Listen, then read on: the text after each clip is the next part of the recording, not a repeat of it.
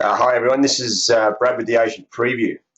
All right, now there's a bit to go through here, a bit to digest with the ECB. Now, totally disappointing with the Super Mario here. I don't know what he was thinking. Give him some horns there. The With the whole thing that the easing was as expected, 60 billion, I think it was over the next 6 months, but the cut in rates only to 10 basis points was pretty dismal. The market was looking for 20 basis point cut or more. Okay, and what we've seen is the reaction was, it just goes to show you how short that market was. I was thinking maybe topping out around 108, but if I just come back over here to euro, okay, you've seen a massive move here from say 105.80 up towards just under 110.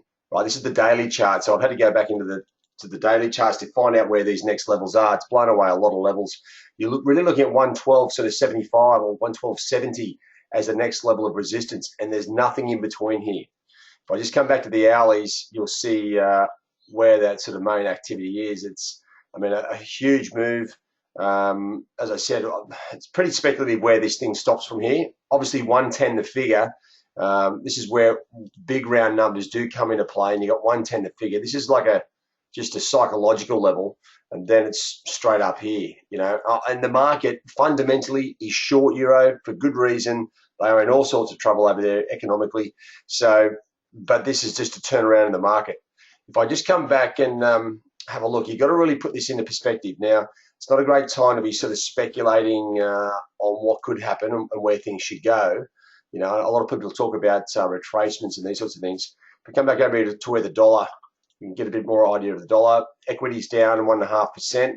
They should put a damper on the Asian equities through the day, put downward pressure on dollar yen as well. So we'll see how that goes. But the dollar index had a great, it's had a great run the last sort of 6 months. But the above 100 got to 10, sort of around 50, and then it's off 200 or 200, 300 points almost. So this move, it will be corrected, but as I said, it's pretty speculative what's going to be the lowdown here. We may see this back towards 99. You'd have to think so. And why I'm sort of thinking that is, we also had, whilst the ECB were having their fun, Janet was out there as well. She's doing her bits and pieces with trying to keep that dollar moving forward as well. Okay, talking about the dollar interest rates, a few of the concerns, etc., but they do look on track for a move on an announcement on December 16, and that should really confirm things. That's why I think the dollar is going to bounce back from here. And this is just a quick situation where the market is correcting their short euro positions, and then we come back sort of much stronger from there. Euro sterling was one of the ones that's also taking the pressure. Don't forget, the market was short euro across the board. This is where that euro sterling sort of resistance line came in, just above 71, and an aggressive move, obviously totally left field. Market didn't expect it. I was expecting this thing to wake up this morning and see this thing around 101, 102, and it's up around 109.5. It's a bit of a shock to the system. All right, now, so what do we do for Asia? Okay, first thing you want to do is go back into your major charts first of all, and start redrawing your trend lines. What you can see is actually piece it together. Okay, the Aussie and sort of Kiwi chopping in sort of much bigger ranges. Okay, they have sort of moved a little bit with the euro, but it's more of a just euro location sort of event. So euro has gone through. I'd probably leave the euro alone just for the moment. Okay, even though I expect this thing to come off 110 the figure. Yeah, maybe use that as a sell level, but it's not that strong. Cable, after another very aggressive sort of downward move over the last couple of sessions, correcting here through a couple of resistance levels, and then also check out the basket case over here, which is dollar CAD. That oil sort of move, which is the green bars there, all over the shop. This thing's getting pulled from all different directions, from dollar sort of weakness against the euro, CAD strength. You've got oil sort of whipping around. This hasn't been easy. And the price action here, you can see sort of breaking to the top side, breaking to the downside, and breaking back to the top side. It's just a mess. So I'm staying out of dollar CAD for the moment. The beast, dollar yen, a really nice sort of breakdown here But what we've seen over the last, I'd say, 6 or 8 months, we see a nice clean out in dollar yen to the downside.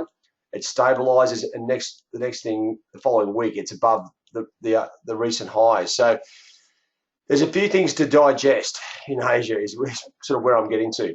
If we come back over here to the sort of the local currencies for this session, okay, we've got the Aussie retail sales figures out. That may give us some direction for the local currency, but with everything else that's going on, I'd say it's going to be range bound. You're really looking for a major bit of variance here. 0.5 is the expected outcome. The good thing is there's not a whole range of things coming out. It's one number. This used to be a very high impacting number for the market. You know, big reflection on interest rates. But at the moment, we've just had the RBA. They're sort of sitting pat.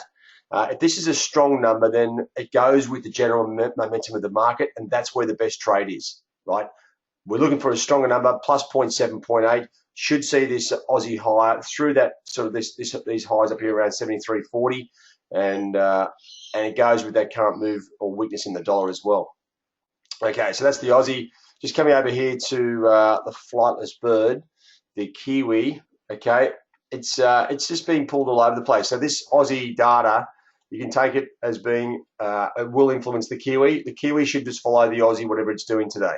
Okay, there's not a lot going on there, so just keep an eye on that as you go through that session. So that's 11:30 Sydney time, that Aussie release. All right, then dollar yen. Just having a look here. Looks like there's a couple of consumer confidence and a few other things coming out.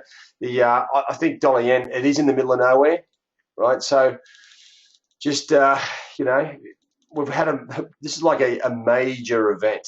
Obviously, the ECB, it's flushed out the market. We've seen some crazy moves in the dollar, and this is just broken down through the support line, right? So what you can sort of see here is you can piece together.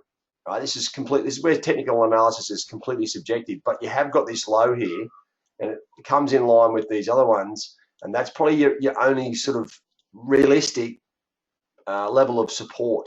Okay, this is what the bankers do. They actually come across, they look for previous lows, especially when it's broken down like this, and they will look to piece together a support line. So as you can see, this thing comes in around 122.26.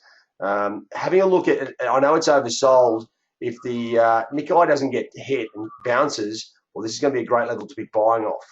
If the Nikkei does get hit, well, even looking for another stop entry here on the downside may be the option as well. Okay, so keep an eye on that. Keep an eye on that as well. All right. Okay, so that's the Asian currencies. As I said, the main activity here in euro. If I just come back over here. I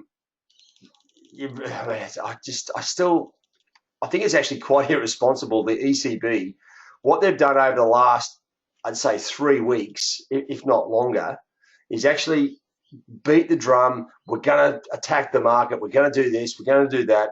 It is so far from being as aggressive as they thought. Now, Mario has come out here and actually said, we will be looking to do more, but like, who cares? You've done hardly anything. I actually like Mario. I like the way he manages himself and he manages everything. But the ECB have really let the team down. There's one there's one thing in here as well. He was saying, and this is a bit about the transparency. He did say it was not everyone was not in favour of even cutting rates, right? So there's a bit of things aren't happy there, right? Put it that way. But a bit of dissension in the ranks. So we'll see how this plays out. It's going to be interesting how we come back into Europe. Now that Europe's had time, the market's flushed it out. It'll be interesting to see what they do with the currency from here. I wouldn't be surprised to see, now that all the stop losses have been taken out, all the short positions, I wouldn't be surprised to start to see euro come off here. And that's primarily because, you know, they'll be looking at this going, that's not enough. They have not done enough for the economy. Inflation isn't going to improve, and this thing should come off. I mean, it's the biggest, well, not scam, but it's like it should be under 100 or parity, and it's back at 110. It just doesn't make sense. Anyway, that's enough of me rambling. Get your charts up. You've got a bit of work to do on your analysis. Go through your yen crosses in particular for this Asian session. There are a few currencies in the cloud at the moment, so you really want to concentrate on those as well. Aussie or Aussie yen, I should say, Kiwi yen as well. Maybe if this Aussie data comes out weak, we might see a chance on Aussie yen. You can see there's a bit of a basket case here on sterling yen. It's just getting flogged all over the place. And CAD yen, well, it's just a mess. And for some reason, my euro yen charts won't even come up. And that's it, guys. Have a good day. If we don't see you, of course, tune into the live trade zone.